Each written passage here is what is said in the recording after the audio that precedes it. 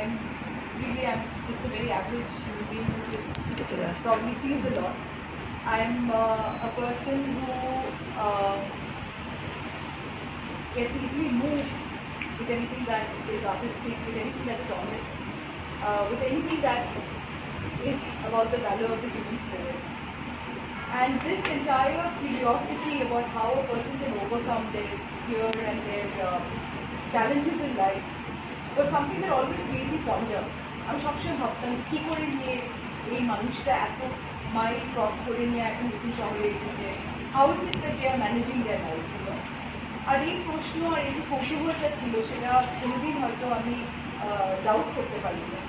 ওটা ডাউস না করার জন্য অফকোর্স আমার কাছে কোনো জবাব আসা ছিল না, কী করে নিয়ে করবো, কেন অনেক বছর কী হয় when women get married, we move from city to city sometimes, the husbands, and there are quite a few men here, and invariably I think it's the women who take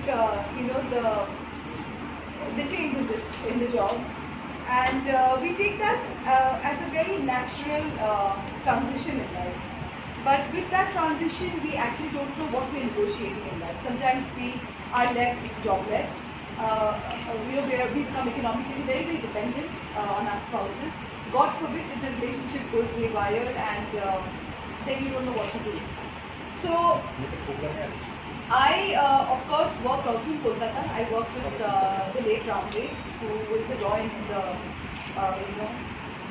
in the entire creative world. And I had started his public relations division for Response when I had joined Ram.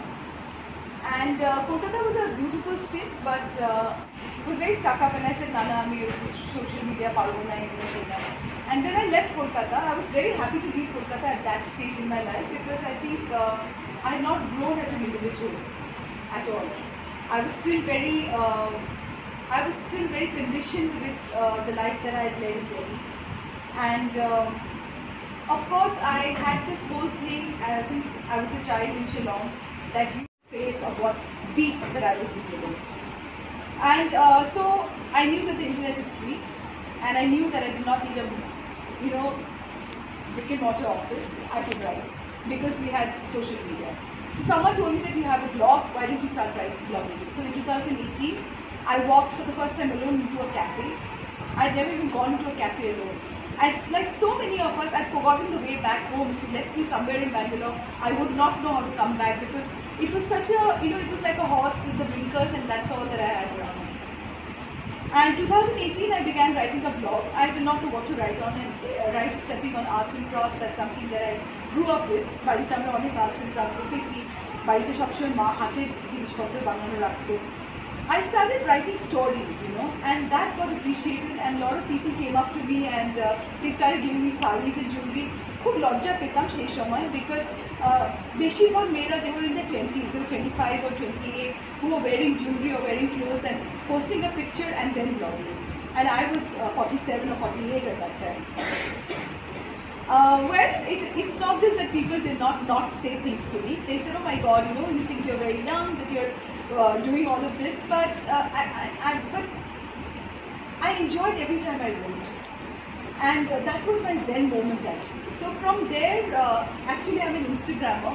I began by writing Instagrams, and that's how even the book will have, because I used to do a research of the data. So each of my stories, of these 15 short stories, has a data, on the number of acid victims, on the kind of biases that mothers sometimes have for their daughters, sexual biases that girls learn in their own homes. So I started researching and writing. From there, of course, the book happened, and I also currently run a podcast that's available on all the major channels across, probably on 12 platforms here there.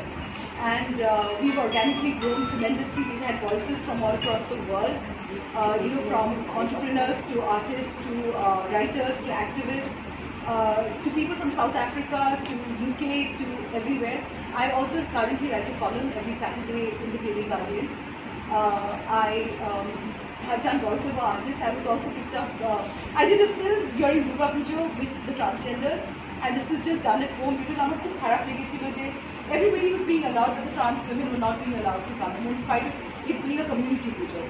And that film, it's so strange that when you do good, good will always has come back to me somewhere.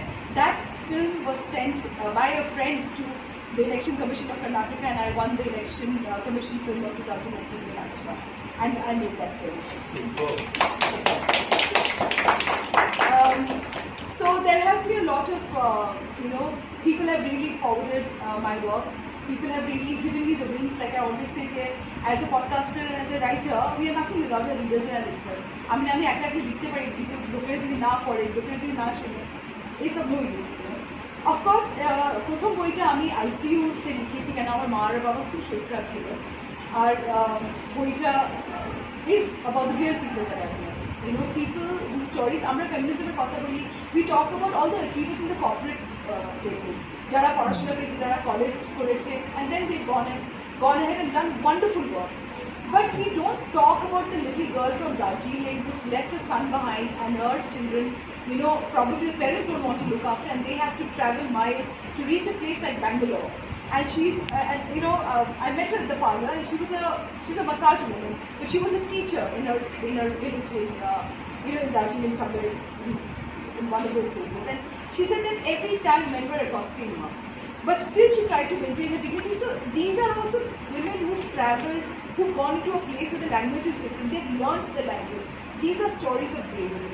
And these stories and my podcast also are voices that you will not find in mainline newspapers, because unless there is a corporate deal or a government deal somewhere, these places, these stories don't get written about. And my whole endeavor from here on is to create a space for voices that have not been heard. For example, today was in the morning I had done a podcast with an amazing woman called Razia Shabnam. She's from Kolkata.